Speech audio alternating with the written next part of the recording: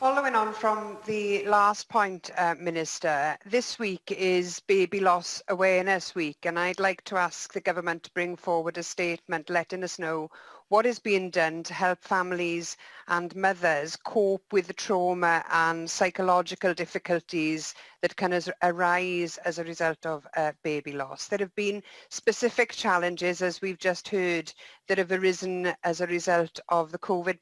pandemic, and the Baby Loss Awareness Alliance are asking that lessons are learned from the first wave of the virus. Many people have raised with me, and I'm sure there are many other members too, this issue of partners' exclusion from key scans and appointments. If at the very least video consultation could include partners, then that would help everyone,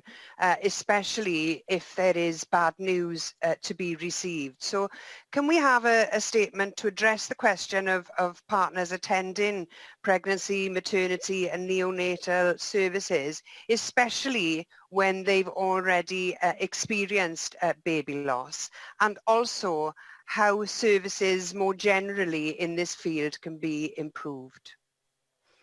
I thank Leanne Wood for raising this issue, and given the evident interest that there is amongst colleagues, I'll ensure that the Health Minister writes to all members so that they can be updated on this important issue. And as Leanne Wood recognises, it is Baby Loss Awareness Week, and the First Minister has, in his role as member of the Senedd for Cardiff West for many years, supported an event and sponsored an event, normally at the Pierhead.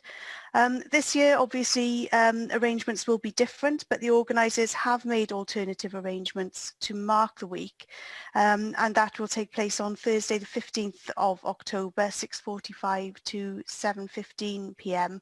And the First Minister invites us all to participate if we can, either by tuning in for the live streamed service or by joining him in lighting a candle and sharing a photo on social media. So